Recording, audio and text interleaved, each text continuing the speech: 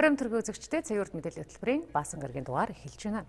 Одоогоос 100 орчим жилийн өмнө монголчууд түүхийн шинэ хуудсыг нээж анх дугаар үндсэн хуулиа баталсан нь дэлхийд дахинд Монгол улсыг зарлан тунхагласан үйл явдал болсон юм а. Бид энэ түүхээ хойч үедээ үнэн зөвөөр нь уламжлуулах учиртай гэж түүхчид онцолж байна. 1924 оны 11-р сарын 26-ны өдөр анх дугаар үндсэн хуулиа баталж бүгд найрамдах улсаа тунхагласан үйл явдлыг тухайн үед Монгол язгууртанд хэдэн зуун оноос нааш үзэгдсэнгүй гайхамшигт хэрэг явдал боллоо хэмээн ухуулаг бичигт онцолж байсан байна. Улсын анх дугаар их хурал хуралдаж үндсэн хуулиа хэлэлцэн баталж бүгд найрамдах улсаа тунхагласан үйл явц улс орны өнцөг булан бүрт хуралдсан хурал чуулганы үр дүн гэж дүгнэж байна. 23 онд батлагдсан нутгийн захиргааны дүрм гэж байгаа. Монгол улсын нутгийн захиргааны дүрм дараагаар нь болохоор шавийн дүрм бас мөн тэр онд гарсан. Дараа нь бол ховдын хязгааруулалтын дараагийн гээд одоо засалгааг өөрчлөн байгуулах дүрмүүд гарч байгаа. Энэ бүхний дүнд бол 1923-аас 24 онд бол одоо 10 гэрээс багаас сумоос аймагаас улсын засгийн газар хүртэлх тэр одоо бүх шатны хурлуудаар одоо сонгогдож тэр хурлуудаас сонгосон төлөөлөгчд бол улсын их хурлын хүртэл одоо шат шатны хурлуудын төлөөллийн системийг бий болсон. Нийтдээ бол 11600 гаруй хурал байгуулагдсан. Нэгдүгээр бүгд найрамд байгуул дэвшин орсон. Хоёрдугаарт бол Монгол улс түүхэндээ анх удаа үндэсний ардчилсан үзлийн үндсэн дээр батлагдсан үндсэн хуультай болсон. Гуравдугаарт бол эмэгтэйчүүд, эрэгтэйчүүдийн нэгэн адил тэгш ирэх болгосон. Энэ нь одоогийн өндөр хөгжилтэй ардчилсан орнуудаас бүр өмнө болсон. Олон улсын эрх зүйн амьдралд гарсан шинэ үзэгдэл байсан. Дөрөвдүгээрт бол парламентд ясны их үндсийг тавьсан. Анх дугаар үндсэн хуулийг 1924 онд баталснаас хойш 3 удаа үндсэн хуулиа шинжилсэн. Энэ бүхэнд анх дугаар үндсэн хуулийн үзэл санаа залгамжлагдан ирсэн. За түүхэн цаг үеүүдэд үндсэн хуулинд өөрчлөлт орж ирсэн. Одоо 1992 оны үндсэн хуулийг илүү сайжруулах, төрийн байгуулалттай холбоотой эсхийг засаж сайжруулах цаг болсон гэж үзэж байна. 40 оны үндсэн хууль 16 жилийн дараа өөрчлөгдсөн. 40-оос 60 20 жилийн дараа, 60-аас 32 жилийн дараа өөрчлөгдсөн. Цаг үе болгонд энэ ерөөс өөрчлөлт гарсан учраас үндсэн хуулинд өөрчлөх зүйл гарч ирсэн байгаа байхгүй юу. Тэгэхээр одоогийн энэ шинэ 4-р үндсэн хууль маань үндсэндээ 24-5 жил болж байна. Тэгээ ингээд нийгмийн байгууллал 90 оныхоос бидний тэр тавьсан зорилтоос анхны одоо тэр хүмүүнлэг иргэний ардчилсан нийгэм байгуулах гол зорилт байгаа шүү дээ. Энэ жоохон гажсан байна гэсэн дүгнэлтийг нийт ард түмэн хийгээд байгаа шүү дээ.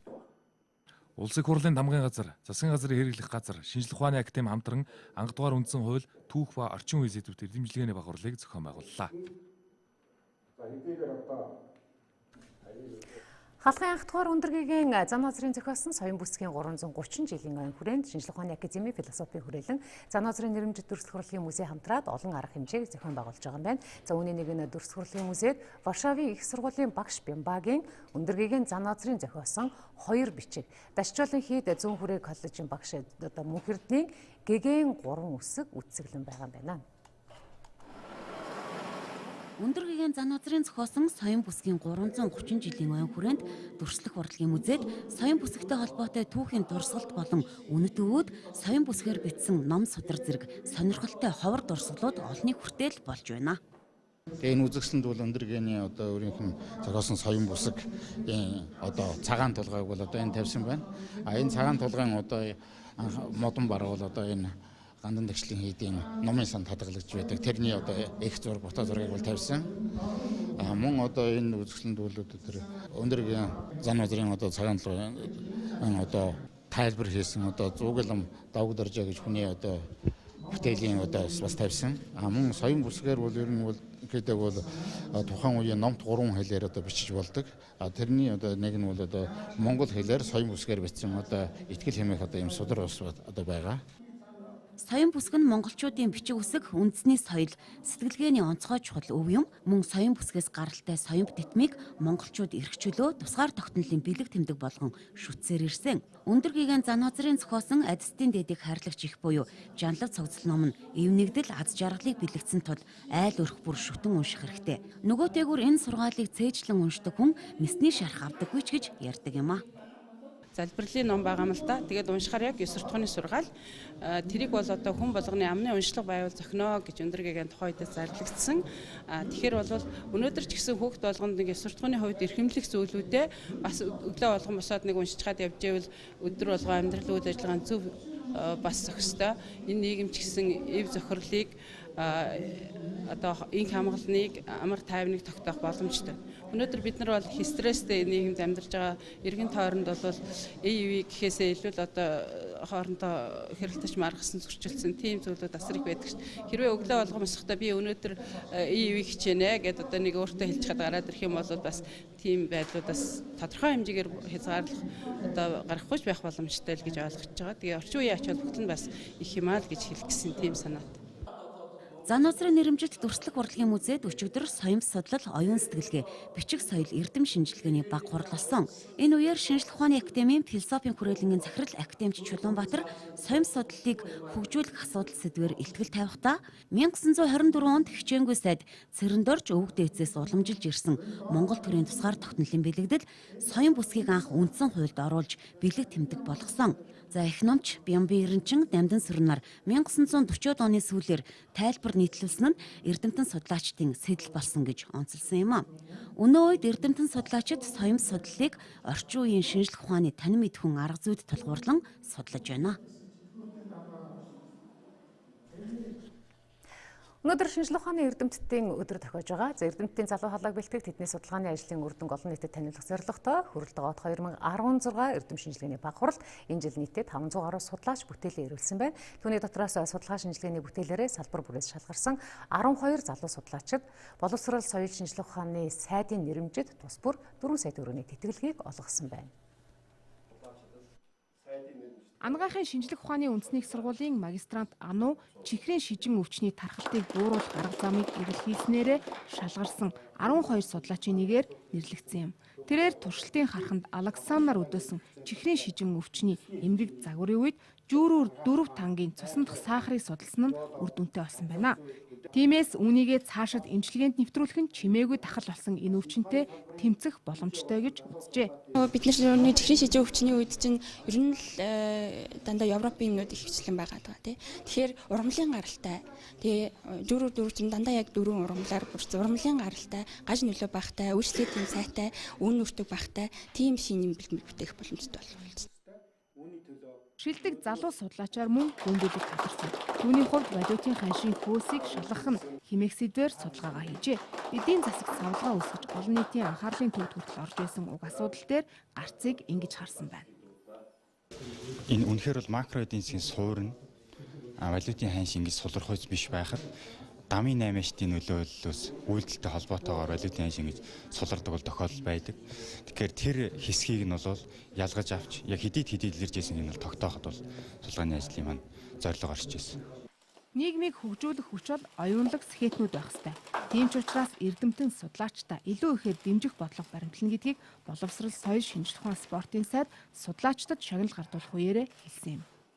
Улс орны эдийн засаг сайжрах юм бол энэ шинжлэх ухаанд зарж байгаа зардлыг ямар ч гэсэн энэ 2016-аас 20 онд засгийн газрын үйл ажиллагааны хөтөлбөр хэрэгжин энэ хугацаанд нэг 16 онд байснаас 5 дахин нэмэгдүүлэх гэсэн ийм одоо хөтөлбөр тусгагдсан заалт бол одоо шинжлэх ухаанд зарцуулах зардлаа хэд дахин 4-5 дахин нэмэгдүүлнэ. Шилдгээр тодорсон судлаачдын хувьд бүтээлээ бэлэн болгож танилцуулахын хувьд хамгийн багадаа 2 жилийг зарцуулснаа хэлж байсан.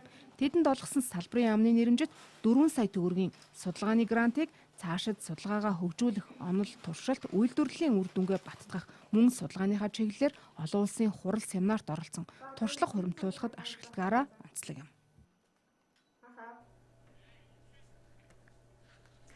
Монгол Улсын засгийн газраас жил бүрийн 11-р сарын 4-р 7 хоногийг шинжлэх ухааны ажилтны өдөр болгон тэмдэглэх тогтоолын дагуу 15 дахь жилдээ энэ өдрийг тэмдэглэн өнгөрүүлж байгаа. За энэ жил Монгол Улсад орчин цагийн шинжлэх ухааны байгууллага судар бичгийн хүрээлэн байгуулагдсны 95 жилийн ой, мөн шинжлэх ухааны академи байгуулагдсны 55 жилийн ой тохиож байгаагаараа энэ өдөр бас онцлог болж байгаа. Тэмдэглэлт энэ өдөрт зориулсан баярын хурал, шагнал гардуулах ёслолын ажиллагаа өнөөдөр зохион байгуулагдлаа.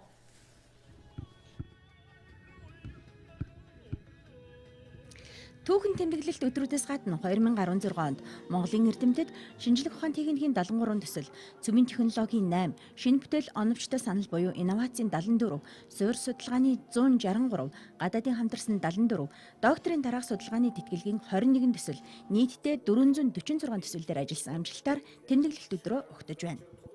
Бид нар 99-ийн 16 оныг шилдэг бүтээл чанарын жил болгож зарласан байгаа юм.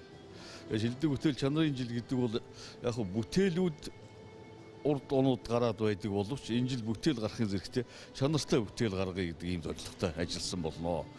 Тэмдэглэлтийн өдрийн баярын хурлын үеэр Хөдөлмөрийн Баатар активнд Ширэн дэвийн нэрмж шагналаар түүх археологийн хүрээлэнгийн захирал, олон улсын Монгол судлалын холбооны ерөнхий нэрмжгийн дарга түүхийн ухааны доктор профессор Чулууныг шагнасан бол активч Цэндийн Дамжин сүрэнгийн шагналаар бүгд найрамдах Хятад ард улсын Өвөр Монголын их сургууль, Монгол судлалын дээд сургуулийн доктор профессор Баярмэнд, Оросын холбооны улсын шинжлэх ухааны академийн хэл шинжилгээний хүрээлэнгийн эрдэм шинжилгээний тэргүүлэх ажилтан, хэлбичгийн ухааны доктор профессор Фурбеев нарыг шагнасан юм а. Мөн шинжлэх ухааны оны шилдэг бүтээл шалгаруулсныг зарлалаа. Шинжлэх ухааны оны шилдэг бүтээлээр доктор профессор Чулуун, Цэвэн Дорж нарын Монголын археологийн өв 6 бот цуврал бүтээл, Дэд байранд Дижитма, Чимэд арагчаа, Ням Дэмбэрэл, Эрдэнэчимэг давгцэр нарын калвацийн эм шалгарлаа.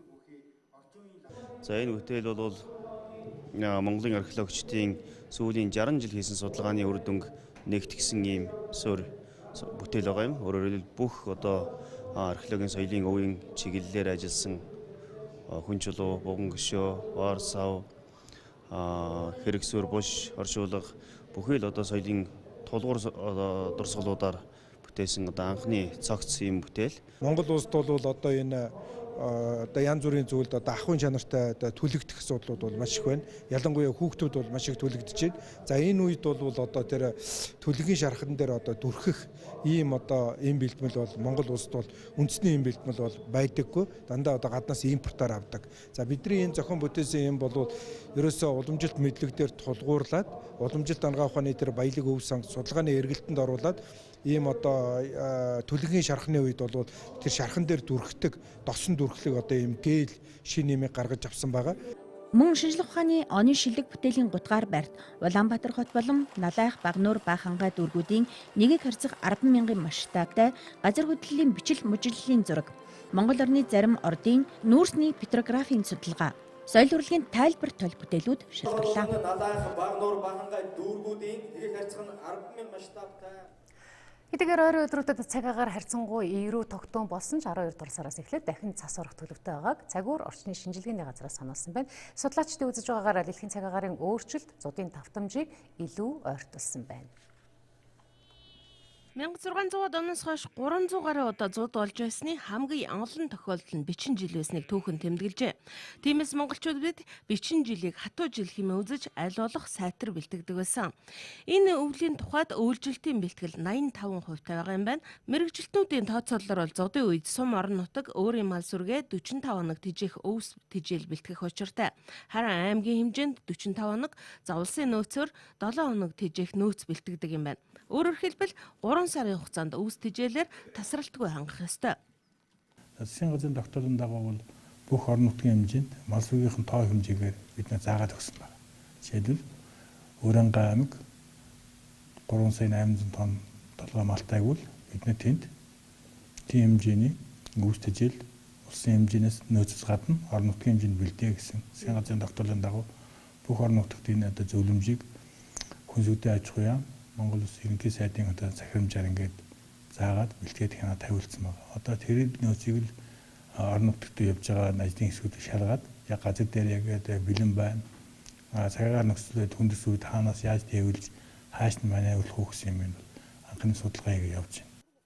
Одоо цасны зузаан зарим нутгаар 70-80 см хүрч байгаа нь малд идэх өсгүй болсон гэсэн үг ээ. Цас дахин халимагдахгүй тул өвлжилт хүндэрсэн 9 аймгийн 26 сумд хавар хүртэл нөөцөлсөн өвсөөр тижээх нөхцөл байдалд хүрчихсэнийг улсын онцгой комисси хэлж байна. Хамгийн гол нь өвлийг давлаа гэхэд цаана нь хатуу хавар хүлээж байгааг цагуурчид санууллаа. Нутгийн 30% нь бол бас энэ зуудын эрсдэл нэлээд өндөртэй гарч байна. Ялангуяа одоо Баруун аймаг, Төвийн нутаг, Зүүн аймагуудын цас ихтэй байгаа нутгуудад бол цаашдаа одоо хаваржилт өвлжлийн байвал бол нэлээд өндөрхнэ гэсэн ийм төлөв байгаа. Ялангуяа Увсын нутаг, Завхны одоо хойд тал, Булган, Хөвсгөлийн баруун тал, Сэлэнгийн нутаг, Төв аймгийн нутаг, за Хинти, Дорнодын нутаг, за бүр хаврын сарвуудаа бол бас говьхон бүсийн зарим газараар бол энэ өвлжилт хаваржилтын байдлууд бол бас хүндрэх нөхцөлтэй байна. Ийм учраас ялангуяа энэ төр засгийн хэмжээнд жишээл мөн малчин өрх айлууд ер нь өвлжилтийн бэлтгэл зэвсгсэн ер нь бас сайн анхаарах хэрэгтэй байна. Хэдхэн жилийн өмнө 2010 онд болж байсан зууднаар 9 сая орчим толгой мал хорогдож байсан. Дэлхийн хаанч мал сүргээ ингэж олноор нь байгалийн гамшигт сүйтгэж байсан улс орн байхгүй зэ. Хөрш зэрэгэлдээ өвөр Монголд тэр жилийн зуудыг ердөө 110 мянган толгой малын хорогдолтойгоор даван туулж байсан гэдгээ. Үнэн дээр тэд сайндаа биш харин мал сүргийнхаа бүтцэд сайтар сэлгээ хийж үржил шимийг нэгдүгээрт, хоёрдугаарт тоо толгойд нь хяналт тавьж ажилласных гэж мэргэжилтнүүд хэлж байсан. Цаашдаач байгалийн давагдшгүй үзэгдлүүд бидэнд мал сүргийнхаа бүтэц зохион байгуулалтанд анхаарч эхлэхийг сануулсаар байна. Ойрын өдрүүдэд хот хөдөөгөө цас их орж хальтргаа гулгаа ихтэй байгаа. Тиймээс жолооч нарыг замын хөдөлгөөний соёлтой болгоомжтой оролцохыг анхааруулад Завхан аймгийн Улаастал сумын 9-р цэцэрлэгийн ахлах бүлгийн хүүхдүүд замын цагдаа нартай хамтран ажилласан байна. Хөдөөгийн олон багчууд замын цагдаа болохыг хүсдэг. Тэгвэл тэрхүү хүслээ биелүүлж дүрм товц өмсөн замын цагдаа нарт тусалсан байна. Ногоон канттай хүрм өмсөн цэцэрлэгийн бяцхан сурагчид замын хөдөлгөөнд оролцож байгаа жолооч нарыг зогсоож зам тээврийн аюул ослоос урьдчилан сэргийлэх тухай гарын авлагыг тараажээ. Ихтэй замын үедээ цаашаа орцоорой. Цагаа ирдэ. Хүүхдүүдэд одоо замын хөдөлгөөнийг одоо зөв боловсон соёлтой оролцох, гарах замаар гарлах, гэрлийн дохиог зөв ойлгуулах энэ үйл ажиллагаа бол зөв зүйтэй үйл ажиллагаа явагдаж байна гэж бодож байна. Улаастал хотын 9-р цэцэрлэг хүүхдүүдийнхээ замын хөдөлгөөний мэдлэгийг нэмэгдүүлэх зорилгоор тусгай өрөө гарган тогтжуулжээ. Энэ улаан гэрлээр зогсдог, шар гэрлээр анхаардаг, энэ ногоон гэрлээр явдаг. Хүүхдүүд машин цогтой хамаатын мөшөөж үнэ.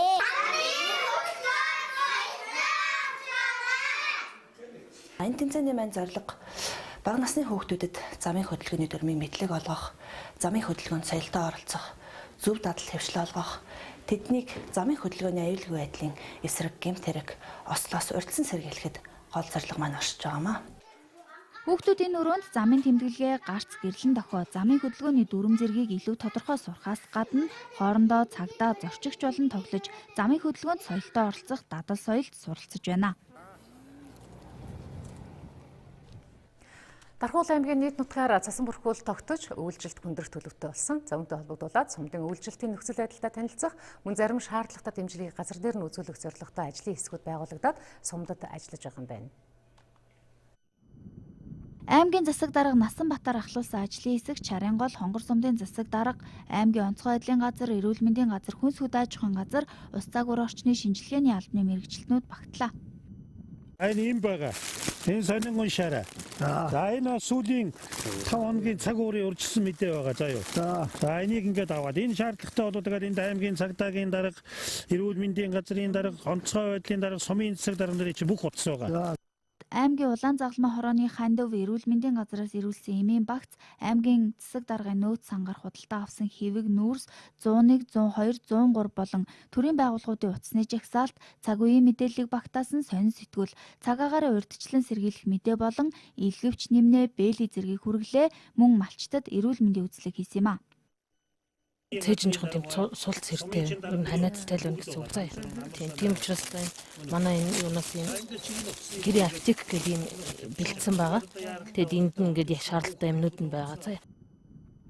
Шарангол сумын углууд, хар чулууд хаалгач багт өвлжиж байгаа нийт 32 өрхийн өвлжилтийн байдалтай танилцахад одоогоор өвлжилт хэвийн малын таргууч сайн байгаа гэдгийг малчид хэлж байлаа. За энэ бол Шарангол сумын малчсан өрхийн нийт 40 мянга орчим мал өвлжин.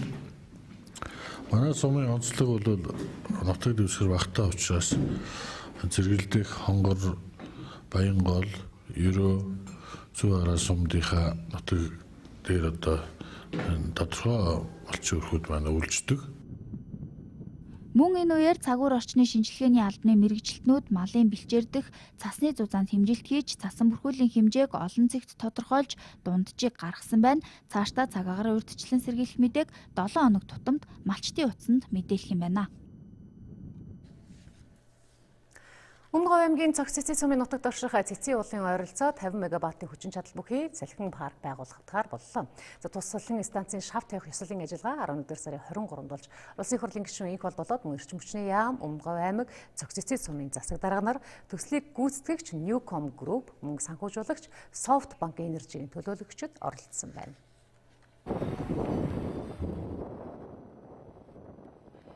Нийт 128 сая Америк долларын хөрөнгө оруулалт бүхий цэцэн салхин цахилгаан станцын төслийг сэргээгдэх эрчим хүчний чиглэлээр үйл ажиллагаа эрхэлдэг Clean Energy Аз компани хэрэгжүүлж байна. Тус станц жилд 201 сая киловатт цахилгаан станц эрчим хүчийг үйлдвэрлэн төвийн бүсийн цахилгаан дамжуулах сүлжээнд нийлүүлэх хүчин чадалтай юм а. 2017 оны сүүлчээр ашиглалтанд орох салхин цахилгаан станц ойролцоогоор 120 мянган тонн нүрс, 1.5 сая тонн цэвэр ус, хэмнэх төдийгүй 180 мянган тонн нүрс хүчлийн хий ялгархаас сэргийлнэ.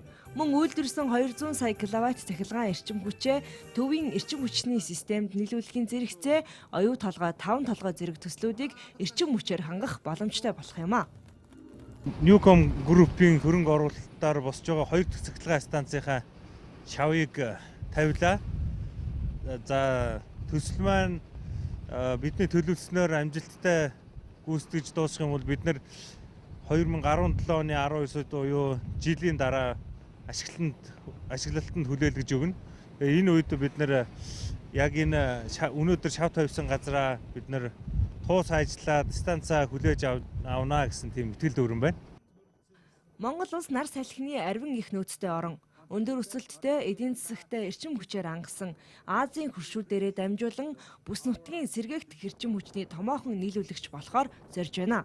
Цэцэн салхин цахилгаан станц нь сэргээгдэх эрчим хүчний их потенциалыг асар их эрэлттэй нь холбох Монгол улсын эрчим хүч экспортлогч орон болох эхлэлийг тавьж байгаа гэдэгт олон хүн итгэж байгаамаа. Дашрамт дурдхад төрөөс эрчим хүчний салбарт баримтлах бодлогод нийт эрчим хүчний үйлдвэрлэлд сэргээгдэх эрчим хүчний эзлэх хувь хэмжээ 2020 он гэхэд 20%, 2030 он гэхэд 30% хүрнэ гэж тусгасан. Мөн эрчим хүчний салбарт хийгдэх хөрөнгө оруулалтыг олон улсын санхүүгийн байгууллагууд хандивлагч улсуудтай хамтран дэмжиж говийн бүсийн салхи нарны арвин их усүрийг ашиглахаар заажээ. Өнгөрсөн сард засгийн газрын ээлжид хуралдаанаар төр нийгмийн нэр зэтгэлтэн Эмжаагийн цэдэн болын мэдээлсний 100 жилийн өвөг тохиолдуулаад уулын байжуулах Эрдэнэт үйлдвэрийг түүний нэрэмжит болгох шийдвэрийг гаргасан юм а. За өнөөдөр Эрдэнэт үйлдвэрийг цэдэн балагсны нэрэмжит болгосныг тэмдэглэх хүндэтгэлийн өдрийг Орхон аймагт зохион байгууллаа. Хүндэтгэлийн өдрийн үйл ажиллагааны эхэнд Эрдэнэт үйлдвэрийг Эмжаагийн цэдэн болын нэрэмжит болгох тухай Монгол Улсын засгийн газрын тогтоолыг Орхон аймгийн иргэдийн төлөөлөгчдийн хурлын дарга Пүрэв Лав ёслолын үйл ажиллагааны ихээр уншиж сонирдууллаа. Энэ Орхон аймгийн захиргаа Эрдэнэт хотын захиргаанууд маш их баярлалаа. Эрдэнэтийн хамт олонд та бүхэнд маш их баярлалаа. Эрдэнэтийн хамт олонд эрүүл энх сайн сайхан ажлын өндөр амжилт сансан бүхэн сэтгэлчлэн битгүүлт байгаа гэж яриа. Мөн энэ үеэр Эмжаагийн цэдэн болын академийн алтан од медалаар Банзрагч Баатархүү, Найдан, Лахаачуу нарын 10 хүнийг, тус академийн алтан медалаар Мажимбуу, Отгонбаяр, Улаанхүү, Баатарсүр нарын 10 хүнийг тус шагналаа. Үнэхээр Эрдэнэт үйлдвэрүүд ийм том дэлхийд алдартай том үйлдвэрийг одоо үүсгэн байгуулгыг бол манай Монгол улсын төр нийгмийн нэр зэтгэлт, Монгол улсын Баатар, Монгол улсын хөдөлмөрийн Баатар, Монгол улсын одоо маршал цэдэн бол дараа маань бол одоо энэ улс орныг 40 гаруй жил удирдахтаа бол энэ одоо том бүтээн байгуулалт үнэхээр үүсгэн байгуулж энэний үр чимээр өнөөдөр Эрдэнэт үйлдвэр маань бол одоо Монгол улсын дэлхийд алдартай том үйлдвэр болж энэ үйлдвэр дээр бас боловсон хүчин үйлдвэрийн ажилтгчид маань бол өссөн дэвшиж өнөөдрийн том үйлдвэрийг одоо бас дэлхийн хэмжээнд авч явах ийм нөхцөл бүрдсэн бол үнэхээр одоо бидний бахархал юм аа. Түүнчлэн хүндэтгэлийн өдөрт зориулж Цэдэн бол 100-ны манлаа бүтээн байгуулалт, Эрдэнэтийн уулын байжуулах үйлдвэр сэдэвт онол практикийн баг хурлыг зохион байгуулсан байна. Баг хуралд Цэдэн балын академийн тэргүүн, дэд ерөнхийлөгч, хэл шинжилгээний ухааны доктор профессор Банзрагч, Эрдэнэт үйлдвэрийн эдийн засгийн хэлтсийн орлогч дарга, эдийн засгийн ухааны доктор, Галбаатар тэргүүтэй эрдэмтэн судлаачид сонирхолтой илтгэл тавьж хэлэлцүүлэг өрнүүллээ.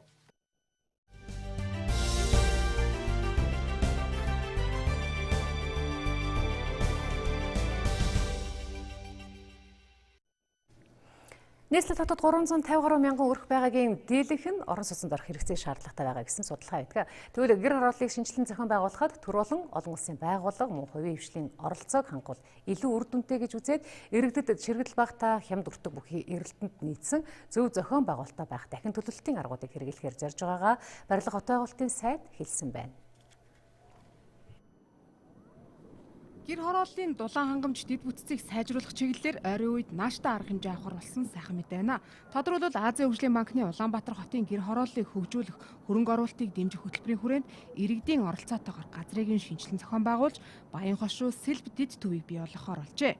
Зөвхөн Баян хошуу дэд төвд гэхэд нийт 160 газарт шинээр төлөвлөлт хийж орчин үеийн шийдэл бүхий инженерийн байгууламж бий болгохоор болжээ. Дулааны шугам сүлжээний газрын судалгаагаар эхний ээлжинд дулаанаар хангах бололцоотой газруудыг бол бид нар энэ 4 жилд бүрэн эрхийн хугацаанд бол ямар хөрөнгө гаргаж шийдэх үү гэдгийг бол гаргасан учраас одоо хөрөнгө оруулагч нартай яриад улсын төсөв суулгаад орон нутгийн төсөв суулгаад шийдэх бололцоотой бүх нүдээ нэгтгэж гаргаж чадлаа. Тэгэхээр бид нар бол чэйжэрийн банкаар ярих биш тодорхой одоо юм хэрэгцээ шаардлага тодорхойлоод тэнд шаардлагатай хөрөнгө оруулалтаа одоо ярьж эхэлж байна гэсэн үг. Дараагийн ээлжинд төвийн дулаанд холбогдох боломжтой байршлыг Монголын үндэсний олон нийтийн радио телевизийн байр орчмын гэр хороолол болон ханы материал хавийг гэж нэрлэж байна. Азийн хөгжлийн банкнаас 9 жилийн хугацаанд нийтдээ 320 орчим сая долларыг гэр хорооллыг шинчилж иргэдийг 5 тухтай амьдруулахад зориулан гаргаж өгөхөр болжээ. Ийхүү гэр хорооллын дахин төлөвлөлтийг сайжруулах чиглэлээр бодлогоо нэгтгэж хамтран ажиллах цаг болсон гэдгийг төр хувийн хвшлийнхэн болоод олон улсын төлөөлөгчтэй уулзах үеэрээ ярилцаж санал бодлоо солилцсон байна. Эдийн засгийн хүндрэлээс үүдээд компаниуд ажилчдаа цомогдохох үндэслэлгүйгээр халах мөн цалин хөлсөнд бууруулах явдал ихсэж байгаа учраас Монголын үйлдвэрчний эвлийн холбоо эх хонд иргэдийн орлогыг хамгаалах мөн ажлын байрыг хадгалах чиглэлд анхаарч ажиллахаар болсон байна. Ирэх сарын 5-нд Монголын үйлдвэрчний эвлэлийн холбоо засгийн газар хамтран хөдөлмөр нийгмийн зөвшлийн 3 талт хэлэлцээрийг хийнэ. Ирэх жилүүдийн хувьд эдийн засгийн хүндрэлтэй төсөв санхүүгийн хувьд цалин тэтгэвэр тэтгэмжийг нэмэх боломж байхгүй. Эдийн засгийн хямралаас үүдэн иргэдийн худалдан авах чадвар буурсаар байна. Тиймээс иргэдийн орлогыг хамгаалах тал дээр анхаарах шаардлагатай. Энэ ч үүднээс иргэдийн цалин тэтгэвэр тэтгэмжийг үнийн өсөлтөөс хамгаалж үн бүрдэлтийн тухай хуулийг батлах шаардлагатай байна. Одоо авж байгаа цалингийн түвшинг дордуулахгүй байх. За энэ авж байгаа цалин тэтгэвэр тэтгэмжийнх нь бодит худалдан авах чадрыг хамгаалъя гэдэг бас энэ байр суурийг барьж байгаа. Тэгэхээр энэ бодит худалдан авах чадрыг хамгаална гэдэг бол баг нэмхээсээ илүү ач холбогдолтой байдаг. Өнөөдөр бид 1000 төгрөгөөр авч ирсэн одоо бараа бүтээгдэхүүнийг 2017 оны 6 сард 1500-аар авахгүй байх. Энэ болцоог л бид нар бий болгоё. Шударга үнийг зах зээл дээр тогтоох энэ эргэцэн орчныг бий болгоё гэдэг үн бүрдэлтийн тухай хуулийг одоо энэ холбогдох одоо байгууллагуудаа хамтарч өргөн барих гэж байгаа. Үйлдвэрчний эвлэлийн холбоо 21 аймагт салбар хорооттой. Тэгвэл аймагуд ч үндэслэлгүйгээр ажлаас халагдах, цалин хөлсийг нь цаг тухайд нь олгохгүй байх зэрэг өргөдөл гомдол ихээр ирдэг байна. Байгууллагуудад нөгөө хөнгөлтэй нөхцлөөр 50-55 таа тэтгэврт гарах зөвхөн эрхэн үүсэж байгаа улсуудыг яг хөглөө шахаж гаргаж байна. Одоо мөнгөжээс сулгацсан шуурдан гарч гэдэг юм. Тэгэхээр нөгөө хүн чинь бол бас 50 настай хүн чинь бол нэг 2 хүүхдэн чавитан байдаг юм уу тийм ээ бас ажиллаа хиймээр байдаг. Гэтэл одоо тухайн дэд байгууллагаас нь ингээд шахах юм үзэгдлүүд бас гардаг. За бид бол хөдөлмөрийн маргааныг шуурхаа зохицуулах салбар хороогээд ажилладаг аймгийн. Энд ирсэн энэ жил бол нэг 40 өргөдөл гомдол ирсэн л дээ. За энэний бол ихэнх хувь нь бол дээрээс ажлаас буруу зураг одоо халагдсан. Цалин хөс дутуу хөтөө олгосон. Энэ л эзэж өгч дээ. Гол нь одоо энэ дээр л байх шиг байна. Яг нэг хүчлээ. Хөдөлмөр нийгмийн зөвшлийн 3 талт хэлэлцээрийн хэрэгжилт өнгөрөх засгийн газрын төвшөнд хангалтгүй байсан. Тодорхойлбол цалин тэтгэвэр тэтгэмжийг үе шаттайгаар нэмэгдүүлнэ гэж байсан ч эдийн засгийн нөхцөл байдлаас үүдэн энэ заалт биелээгүй. Тиймээс эх онуудын хэлэлцээрийг хийхдээ бодиттой хандах хэрэгтэй гэж төлөөллүүд үзэж байна. Дотоод аудиторуудын олон улсын институтийн салбар Монгол улсад нэгдлээ. Ингэснээрээ 75 жилийн туршлагатай олон улсын байгууллагын тэргуун туршлага, ололт дэмжилтийг нэвтрүүлэх бүрэн боломжтой болж байгаа юм байна. Дотоод аудиторуудын олон улсын институт нь дэлхийн 170 гаруй оронд 185 гишүүнтэй бөгөөд 100 гаруй институт 160 гаруй салбараараа дамжуулан дотоод аудитын хөгжил дэвшлийг дэлхийн нийтэд түгээн дэлгэрүүлж байдаг байгууллага юм байна. Өмнө нь салбар байхгүй байхад $260-оор одоо олон улсын гишүүн гэдэг статустай эсдэг байсан бол одоо ингээд салбар нь бий болсноор салбарын гишүүн гэдэг статусаар $100 одоо шимтгэлтэйгээр тэгээд олон улсын мембрийнхаа одоо бенефит буюу одоо идэх эрх дээрээ нэмэгдээд яг салбарынхаа эрх. За салбарын эрх гэхлээр эх орондоо одоо бид нар яг тэр Америкт буюу олон улсад ямар контентээр тэр зохион байгуулдаг яг тэр стандартаар хичээл заах сургалт авах боломжтой болж байгаа.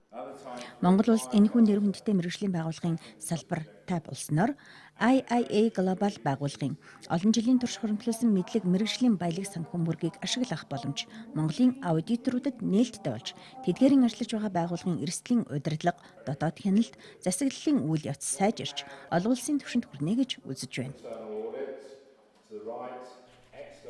Байгаль орчин дээлтэй бүтээгдэхүүн үйлдвэрлэлд дэмжлэг үзүүлж доктортой санхүүжилтийн орчин бий болгох чиглэлээр өнөөдөр салбар бүрийн төлөөлөл чуулсан байна. Аж ахуйн нэгж байгууллагуудын байгаль орчин дээлтэй үйл ажиллагаа явуулж байгаа талаарх үнэлгээний судалгааг харъя. Судалгаанаас уул уурхай олборлох үйлдвэрлэл болон цахилгаан дулааны үйлдвэрлэлийн салбарын аж ахуйн нэгжийн 25-аас 35% нь өөрсдийгөө байгальд хортой үйл ажиллагаа явуулдаг гэдгээ хүлээн зөвшөөрчээ. Харин хөдөө аж ахуй санхүүгийн гүйлгээ их үйл ажиллагаа эрхэлдэг салбарынхаа эсэргээрээ 80-аас илүү хувь нь өөрсдийгөө байгаль орчинд ээлтэй ажилдаг гэж дүгнжээ. Хэрвээ ногоон зээлийн сан байгуулж аж ахуй нэгжүүдийг санхүүгийн хөрөнгө оруулалтаар дэмжиж өгвөл дээрх та өсөх боломжтой гэж салбарынхан харж байна. Уран амьсгалын үйлчлэлийн Парисын хилцээр батлагдсантай холбоотойгоор одоо жил бүр $100 тэрбум одоо хөрөнгөлүүлэх уран амьсгалын үйлчлэлийн ногоон сан бий болсон. Тэгэхээр энэ ногоон санд бас хандаж тэдний одоо шаардлагад нийцсэн төсөл хөтөлбөр төслийн санал одоо боловсруулж одоо хөргүүлэх гэх мэт тийм ажил одоо бол энэ ойрын үед бол сэгнэ гэж бодож байна. Тодорхой бас саналын урьдчилсан саналын одоо танилцуулгууд бол санд бол хүргэсэн байна.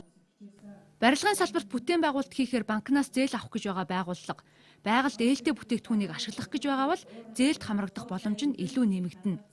Яг ийм байдлаар ногоон эдийн засгийг дэмжсэн бодлого доктортой санхүүжилтийн гол үндэс нь байх юм а.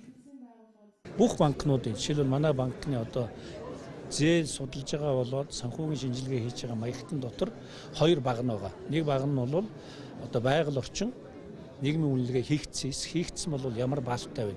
Хоёрдугаарт одоо доктортой санхүүжилтийн зарчмуудад нийцэж гэнэ үү гэдэг юм хоёр шаардлага тавьж байгаа. Тэгээ хэрвээ доктортой санхүүжилтийн зарчмуудад нийцэхгүй бол бид нар эхний ээлжинд мэдээж нийцүүлэх шаардлага тавина. Манай дөр бол одоо богино хугацаатай төслүүд л ер нь хэрэгждэг шүү дээ, өртөг өндөг байдаг. Гэтэл энэ ногоон зээл, ногоон санхүүжилтийн үр дүн бол яг тухайн үедээ өгөгддөг, ирээдүйд гарах тийм үр дүнтэй байдаг учраас зээлдэгч нар буюу харилцагчдын зүгээс бол аль болох үр ашиг нь түргэн мэдэгдэх илүү ашиг өндөртэй бизнес рүү хандах гад байдаг.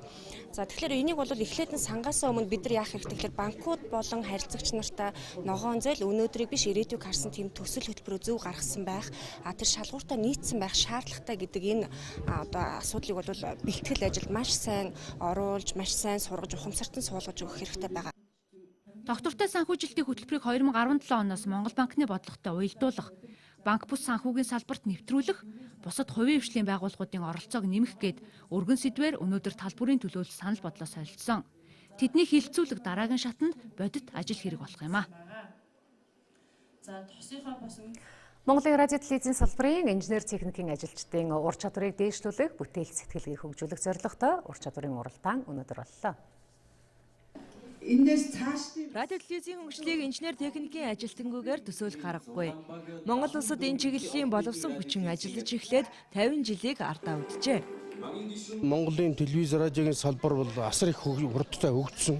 Инженер техникчдийн ажиллагчдын тоо асар хурдтай нэмэгдсэн. Гэтэл тэдгээрийн маань одоо мэрэгжлийн ур чадвар тийм одоо шаардлагатай өндөр түвшинд байна уугүй юу гэдэг асуудал бол эргэлзээтэй байгаа. Ер нь харилцаа адилгүй байна. Тийм учраас энийг ер нь салбарын хэмжээнд одоо мэрэгжлийн ур чадварыг дээшлүүлэхэд энэ тэмцээн их ач холбогдолтой байна. Инженер техникийн мэрэгжилтнүүд өөрсдийн ур чадвараа алхам тутамд хөгжүүлж бүтээлд сэтгэхүйтэй байх хэрэгтэй байдаг. Ийм ч учраас тэдний чадварыг хөгжүүлэх үүднээс Монголын үндэсний олон нийтийн радио телевизээс инженер техникийн ажилтнуудын дунд ур чадварын уралдааныг зохион байгууллаа. Техникийн төвийг бол бид нар хуучин салбартаа ингээд хуваарлагдсан байсан юмыг бид нар бүтцийн өөрчлөлтөөр ерөөсөө нэгдсэн ийм систем болгож одоо төвлөрүүлсэн байгаа. Ингээд нэгдсэн техникийн төв бий болсноороо энэ салбарын хэмжээний бодлогыг нэгтгэж чадсан. Энэний нэг том үр дүн нь бол надад жилээс эхэлж хийсэн энэ ажил мэргэжлийн уралдаан. Үнэхээр энэ салбартаа өөрсдийнхөө өдөр тутмын ажлыг хийхээс гадна энэ салбар дээр шинээр юу сэтэж болох вэ? Ямар одоо ур чадвартай хүмүүс хаана байна гэдгээ илрүүлж олж ичрэхэд энэ уралдаан бол маш ач холбогдолтой. Энэ удаагийн ур чадварын уралдаан өмнөх жилийнхээс илүү цар хүрээтэй болж байна. Тухайлбал Монголын үндэсний олон нийтийн радио телевизийн инженер техникийн ажилтнуудын 5 багаас гадна MNC, C1, SBS, Didish TV зэрэг телевизийн баг оролцлоо. Тэгэхээр одоо энэ ажиллаж байгаа хүмүүсийн дунд энэ тэмцээнийг цаашид бүр өргөн хүрээнд зохион байгуулдаг. Тэгээд одоо юу гэдэг маш олон багийг хамруулад нэлийн тийм өрсөлдөөнтэй болгоод явах юм бол энэ ажлыг өөрөө өгөөж болов уу гэхээр одоо ажил дээр гарсан улсууд бол нэг өөрсдийнхөө ажлын хүрээнд л тодорхой зүйлийг мэдээд ингээд эргэлдээд ажиллаад авах биш бас шинийг санаачилдаг байгууллагатай шинэ зүйлийг нэвтрүүлдэг мэдлэг чадрынхаа хувьд ахидаг ийм боломжтой болох юм байна гэдэг талаас нь их ач холбогдолтой гэж харж байна.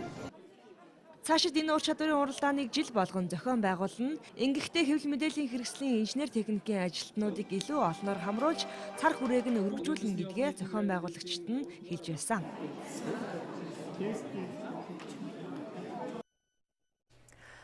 Ур чадварын тэмцээний дүнд дөнгөж сая гарсан. За Монголын үндэсний олон нийтийн радио телевизийн насан жаргал ахлагчтай эвсэг 5 баг төрүүлж харин баяраа ахлагчтай MNB 5 баг удаах байранд орсон бол C1 болоод SBS телевизийн багууд шагналт байруудад шалгарсан байна. Одоо үзэгчид та бүхэнд үйл явдлын товчхон мэдээллээс танилцуулъя. Бүгд найрамдах хятад ард улсад зорчиж байгаа манай иргэд хулгайн гэмт хэрэгт холбогдсон саатуулагдах, улмаар ял авах тохиолдол ихсэх хандлагатай байгаа учраас гадаад харилцааны яамны консулын газраас сэрэмжлүүлэг гаргалаа.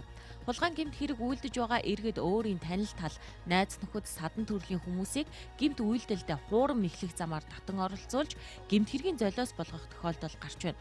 Түүнчлэн захиалга өгч бараа бүтээгдэхүүн хулгайлуулдаг этгээдүүдч байгаа юм байна.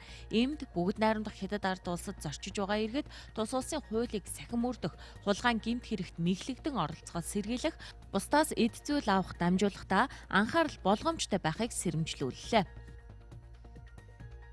Харилцаа холбооны салбарын олон улсын холбоо дэлхийн 175 улсыг хамруулан гар утас, интернет, өндөр хурдны, өндөр хүчин чадлын мэдээлэл харилцаа холбооны хэрэгслийг ашиглаж байгаа байдлын судалгааны тайлан гаргаж улс орнуудыг жагсаасан байна. Интернет болон мэдээлэл технологийн бусад хэрэгслийг ашиглаж байгаа хэрэглэгчдийн тоогоор Өмнөд Солонгос дэлхийд 1-р орсон бол Исланд уг индексийн 2-р орж, Дани, Швейцар болон Их Британи улс 3, 4, 5-р байрт жагссан байна. Зарим манай улс 175 орноос 9-р жагсжээ.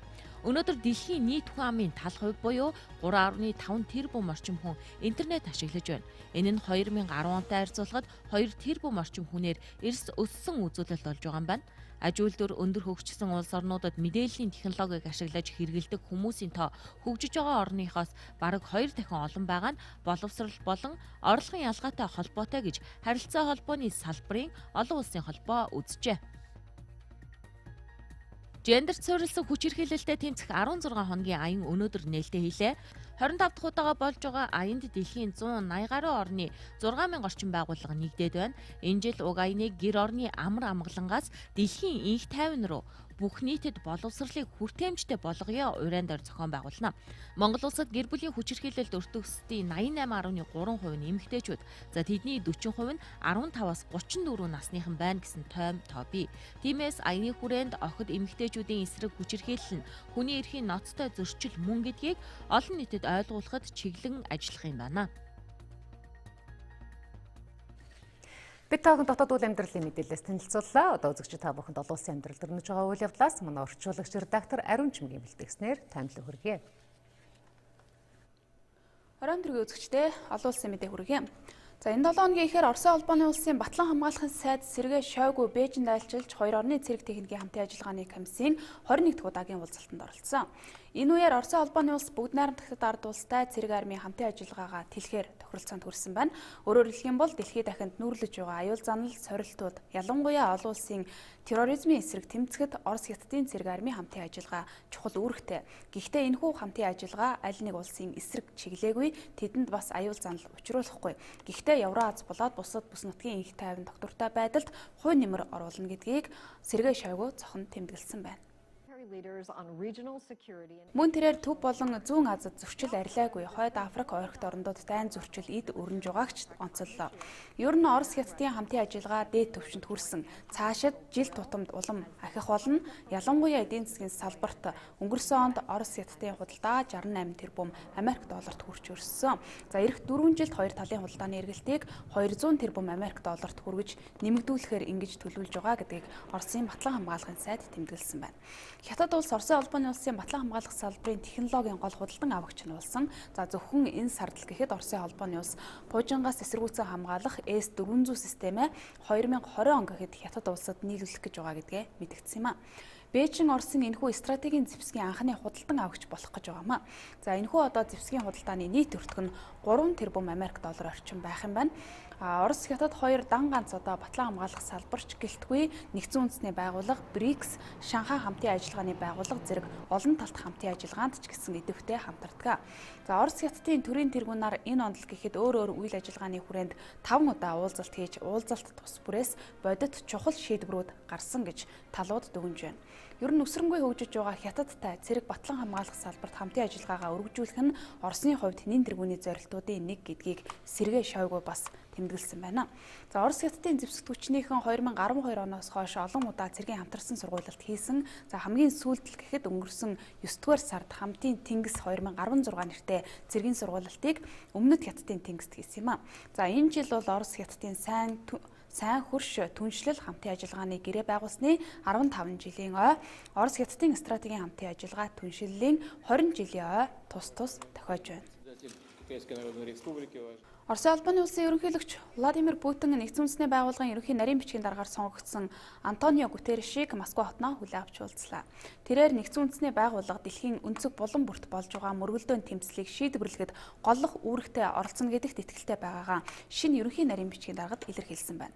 За Антонио Гутерриш эх оны 1-р сарын 1-ээс нэгдсэн үндэсний байгууллагыг удирдах юм а. Мөн ерөнхийлөгч Путин Антонио Гутерришт дэлхийн гол эндэр нэгдсэн үндэсний байгууллагын тэргүүнээр сонгогдсонд нь баяр хүргэж нэгдсэн үндэсний байгууллагын ерөнхий нарийн бичгийн даргын ажил бол асар их хариуцлагатай, сорилт бэрхшээлтэй тулгардаг ажил юм а гэдгийг онцлон тэмдэглэсэн байна. Түүнчлэн нэгдсэн үндэсний байгууллагыг бий болгосон улс орнуудын нэг бол Оросын холбооны улс. Дэлхийн халуун цэгүүдэд дайн зөрчлийг зогсоох, олон улсын бусад тулгамдсан асуудлуудыг шийдэхэд голлох үүрэгтэй оролцоход нэгдсэн үндэсний байгууллагыг дэмжиж ирсэн гэдгийг Кремлийн тэргүүн хэлсэн үгэндээ онцоллоо. Мөн Антонио Гутерриш Москва нэгдсэн үндэсний байгууллагын дүрмийг боловсруулах болон олон улсын бусад томоохон асуудалд шийдвэрлэх үүрэгтэй оролцож ирсэн хэмээн цаашид нэгдсэн үндэсний байгууллагатай хамтын ажиллагаагаа улам тэлнэ гэдэгт итгэлтэй байгаа илэрхийлжээ. Өрнөдийн зарим улс орнууд Украины хямралтай холбогдуулж Оросын холбооны улсын эсрэг аюулгүй зөвлөлийн тогтоол батлахгүйгээр хориг тогтоосон учраас өнөөдөр нэгдсэн үндэсний байгууллагын үүрэг оролцоог тойрсон маргаан шүүмжлэл их байгаамаа. За Оросын холбооны улсын ерөнхийлөгч олон улсын зарим асуудал ялангуяа Сирд их тайван тогтоох тухай яриа хэлэлцээнд өрнөдийн улс орнуудын нөлөөгүйгээр нэгдсэн үндэсний байгууллага хүчтэй оролцоотой байхыг дал дагуулгаар шаардлаа гэж улс төрийн зарим ажиглагчид энэхүү уулзалтыг дүгнсэн байна.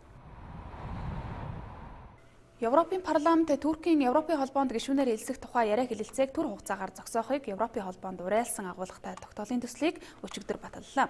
За хэлэлцээг зогсоох хугацааг Туркийн засгийн газрын төрийн эргэлт хийх орлоготой холбогдуулж тогтоосон онц байдлын дэглэмийн дагуу авч хэрэгжүүлж байгаа хатуу арга хэмжээг цуцлах хүртэл гэж энэ тогтоолд тусгаж өгсөн байна.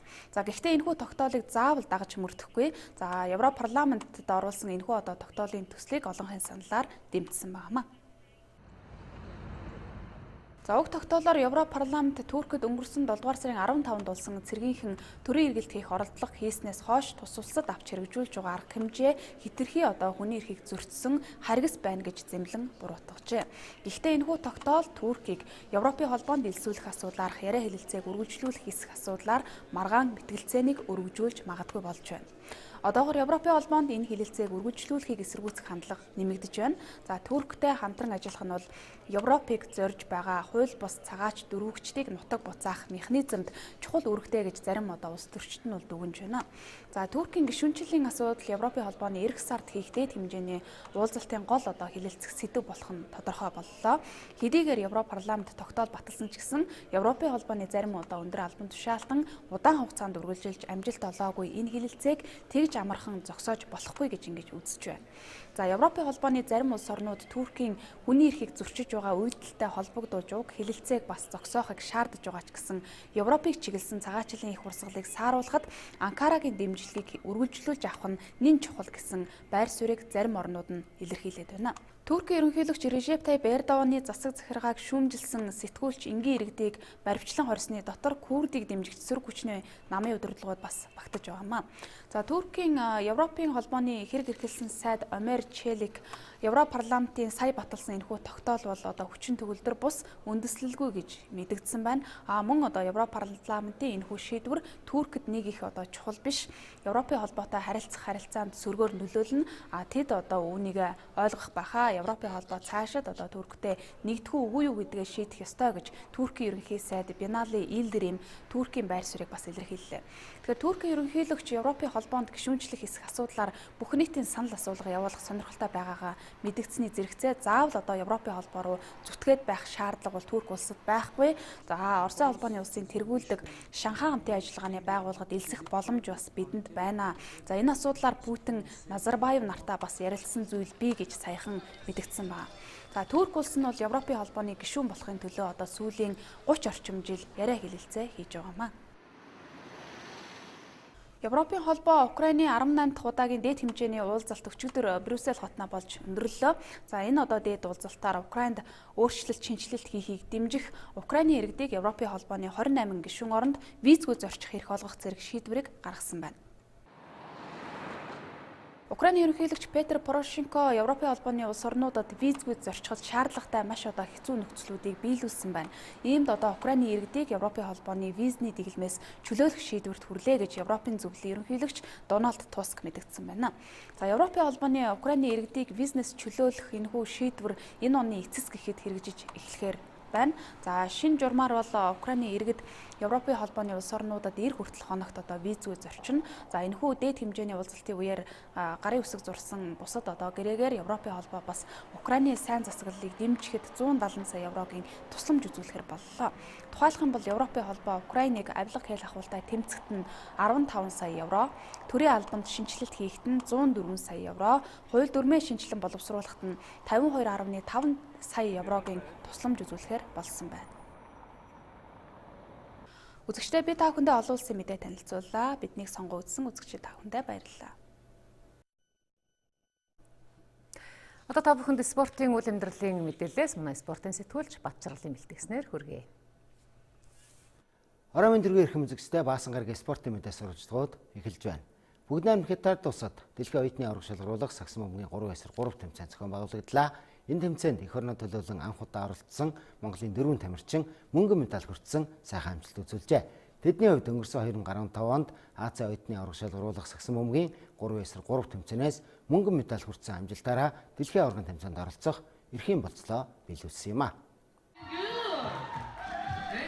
Бүгд найрамд хятад улсын Шиамин хотноо дэлхийн оюутны авраг шалгаруулах сагсан бөмбөгийн 3/3 тэмцээн болж энэ тэмцээний медальтнууд тодорлоо. Дэлхийн аврагын тэмцээнд анх удаага өрсөлдсөн Монголын сагсан бөмбөгийн оюутны шгшээ багийн 4 тамирчин хэсэгтээ бүгд найрамд хятад улсын багийг хоцсноор гараагаа цаахыг хэлсэн. Манай тамирчид хэсгийнхээ дараагийн тоглолтод Малайз 3 дахь тоглолтондоо Тайландын багуудыг дараалан хожиж, Унгарийн багт хэсгийнхээ сүүлийн тоглолтод хожигдсаноор хэсгээс 2 дугаар байр шалгарч хагас шгшээ тоглолтод тоглох хэрэгтэй болсон юм а. Хагас шгшээ тоглолтонд манай багийн тамирчид Ливаны багийг хоцсноор дэлхийн аврагын тэмцээний мөнгөн медалийн болцол хангаж аврагын алтан медалийн төлөө тоглох хэрэгтэй болсон юм а. Дэлхийн оюутны авраг шалгаруулах сагсан бөмбөгийн 3/3 тэмцээний аваргын алтан медаль нөлөөлөх тоглолтод Монголын баг Францын багтай уцраад 5 тоглож 19-12 ярцаатай хожигдсаноор дэлхийн аваргын тэмцээний мөнгөн медаль хүртлээ.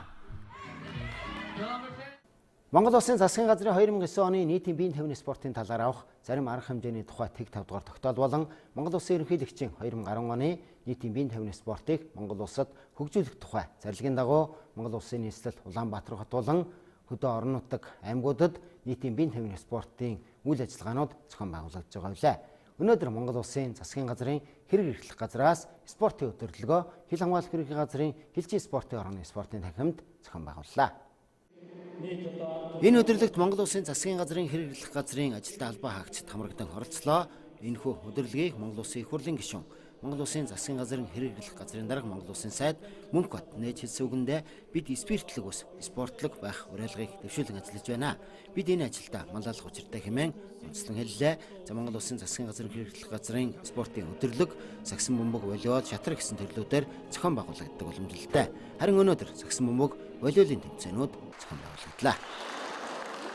Цаашдаа бас энэ эрүүл зөв одоо амьдрах тий бие болдрын өвдөгч зөв хүмүүжил олох за ажлын их бүтээмж гаргахын тулд бол одоо бас энэ байгууллагын ажилчид маань цаг зав одоо зөв чөлөөтэй өнгөрүүлэх за спортоор хичээлнэ гэдэг энэ асуудал бол одоо нийтийн биеийн тамирын бодлогын төвшөнд бол одоо нэн тэргүүнд тавьж байгаа асуудал. Энэ дагуу бол бид бүхэн өнөөдөр бас хэрэглэх засгийн газрын хэрэглэх газрын хамт олон маань спортын өдөрлөгийг зохион байгуулж байна.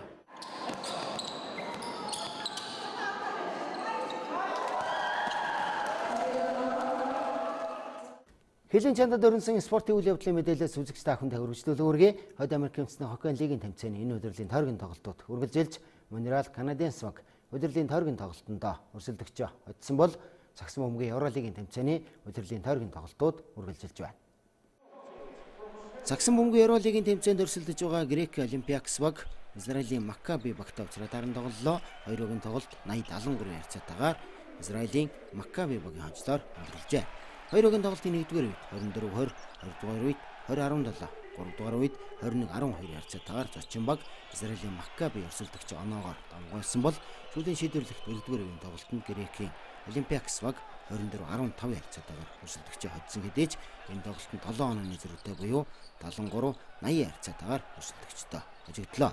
За энэ тоглолтод Грекийн Олимпиакс багаас Испаниолис 14 оноо авч, Берч 8 оноо авч 8 удаа самраас бөмбөг авсан үзүүлэлтээр багийнхнаа тэргүүлсэн бол тэдний өрсөлдөгч Маккаби багаас Сили 19 оноо авч, Аверсон 14 оноо авч 8 удаа самраас бөмбөг авсан үзүүлэлтээр багийнхнаа амжилтын 2-р үерт ирэмлэгдлээ.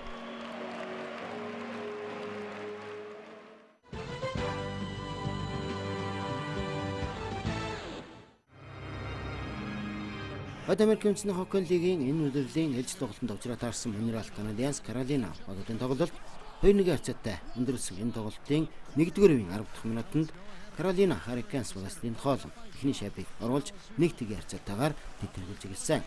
Улмаар хоёрын тоглолтын 1-р үеийн 12 дахь минутанд тэдний өрсөлдөгч Монреал Canadiens багаас Шоу тэнцээний шайбыг оруулснаар 1-1 ярцаатай болгосон бол хоёрын тоглолтын 40 дахь минутанд Бачоретти 2-1 ярцаатай болгосон. Энэ тоглолтын талбай эзэн Монреал Canadiens өрсөлдөгчөө 2-1 ярцаатай ажиллаа. Монголын үндэсний өх холбооноос 2016 онд шинжлэх ухаантсан Монгол бүх уриалгыг дэвшүүлэн ажиллаж байгаа билээ. Өнөөдөр Монголын үндэсний өх холбооноос Монголын үндэсний олимпийн орны хурлын танхимд Монголын үндэсний өхийн өнөө ба ирээдүйн сэдвтэй эрдэм шинжилгээний бах хурал зохион байгууллаа. Монголын өх судлалын өнөө ба ирээдүйн сэдвтэй эрдэм шинжилгээний бах хурлыг Монголын үндэсний өх холбооноос анагаахын шинжлэх ухааны их сургууль, нийгмийн эрүүл мэндийн сургуультай хамтран Монгол өх судлалын үндсэн асуудлыг томьёолж цаашдын хөгжлийн хандлагыг тодорхойлох зорилгоор зохион байгуулсан юм а. Энэ хурлаар бүх судлаач, эрдэмтэд, бүхий зүтгэлтнүүд, бүгчүүд болон Жаягдэгийн багийн гишүүнгээд нийтдээ 15 хүн илтгэл тавьж хэлцүүллээ. Тэд бүхий өрөөгөөж, удам судар, бүгчүүдийн хоол хүнс, хувцас хэрэглэл, бэлтгэлжилт, төрж өссөн газар зүйн байршил болон сэргээш зэрэг асуудлуудыг хөндөж илтгэл тавьсан юм а. Ямар чиглэлээр судлах уу?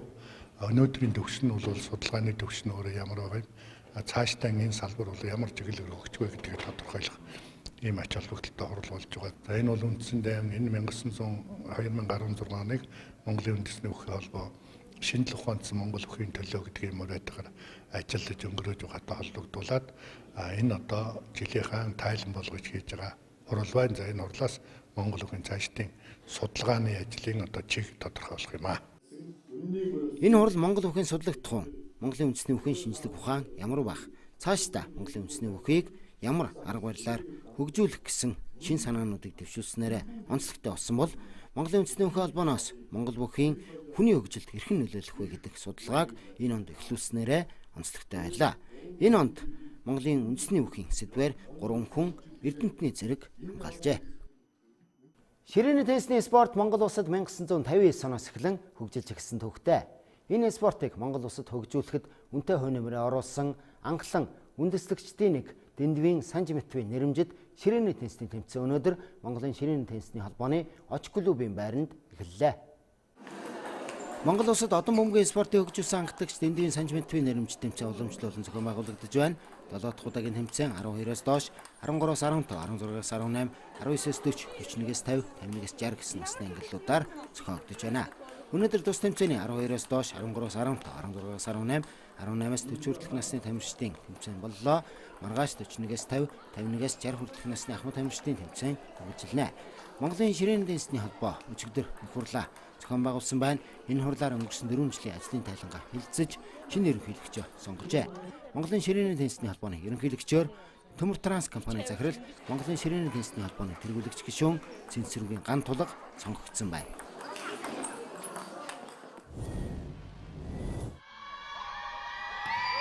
Монголын хөлөөллийн холбооны 2016 оны цамын авраг шалгаруулах тэмцээн үргэлжлэж байгаа билээ. Тус тэмцээний хагас гişэ тоглолтууд өнөөдөр боллоо. Тэмцээнд эрэгтэйчүүдийн 6, эмэгтэйчүүдийн 5 нийтдээ 11 багийн тамирчид өрсөлдсөнөөс өнөөдөр эмэгтэйчүүдээс Инакура баг Алтан Барс клубын багийн 3-1, Эрчим клубын баг Тэнэвага клубын багийг 3 тэгийн харьцаатаагаар хоцсон бол эрэгтэйчүүдээс Алтан Барс клубын баг Тэнэвага клубын багийг 3 тэгийн харьцаатаагаар Хасан Мега Старс клубын баг Эрчим клубын багийг 3 тэгийн харьцаатай хожиж аврагын төлөө тоглох эрхтэй боллоо. Маргааш 11 цагаас буянтгой спортын ордонд эмэгтэйчүүдийн хүрэл медалийн төлөөх тоглолтоор энэ тэмцээн үргэлжилнэ.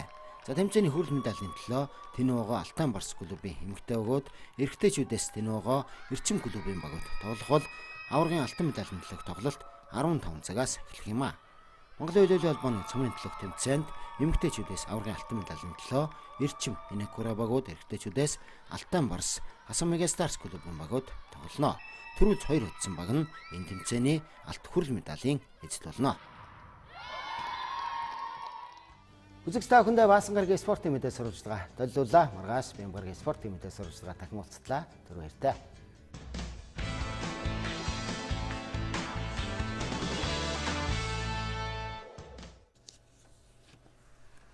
Одоо та бүхэнд өдрийн цаг агаар мэдээ танилцуулъя.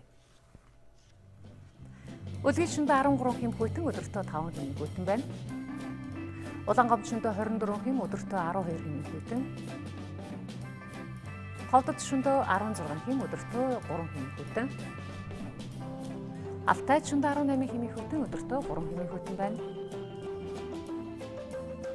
Улаастад шөндө 23 өдөртөө 13 хэм хүйтэн. Тосон цэнгэл шөндө 27 өдөртөө 16 хэм хүйтэн. Баян хонгорч шөндө 17 өдөртөө 3 хэм хүйтэн. Мөрөнд шөндө 19 хэм өдөртөө 8 хэм хүйтэн байна. Хатгал шөндө 19 өдөртөө 9 хэм хүйтэн. Цэцэрлэг шөндө 15 өдөртөө 4 хэм хүйтэн байна. Хар хорин шөндө 16 хэм өдөртөө 5 хэм хүйтэн. Арба хэрч шөндө 15 хэм өдөртөө 4 хэм хүйтэн байна. Булганд шөндөө 22 хэм өдөртөө 9 хэм хүйтэн. Дархан хотноор шөндөө 22 хэм өдөртөө 13 хэм хүйтэн. Эрдэнэт хотод шөндөө 16 хэм өдөртөө 8 хэм хүйтэн байна. Чойрт шөндөө 18 өдөртөө 9 хэм хүйтэн. Сүхбаатарт шөндөө 23 хэм өдөртөө 13 хэм хүйтэн. Зүүн хараад шөндөө 20 хэм хүйтэн өдөртөө 11 хэм хүйтэн. Зүүн модод шөндөө 20 хэм өдөртөө 14 хэм хүйтэн. Багнуурт шөндөө 27 өдөртөө 16 хэм хүйтэн. Чингис төшөндөө 29 хэм өдөртөө 15 хэм хүйтэн байна. Баруун уртад төшөндөө 20 хэмийн хүйтэн өдөртөө 13 хэмийн хүйтэн. Чавалсан төшөндөө 21 өдөртөө 13 хэм хүйтэн. Мандалгой төшөндөө 19 хэм өдөртөө 6 хэмийн хүйтэн байна. Далан задгадад төшөндөө 13 хэм өдөртөө 1 хэмийн хүйтэн. Хамбогдод төшөндөө 10 хэмийн хүйтэн өдөртөө 1 хэмийн дулаан. Сайн шандад төшөндөө 17 хэмийн хүйтэн өдөртөө 5 хэмийн хүйтэн. Замын өдөрт төшөндөө 16 хэм өдөртөө 3 хэмийн хүйтэн. Улаанбаатар хотноо шөнөдөө 21 хэм хүйтэн өдөртөө 13 хэм хүйтэн байна.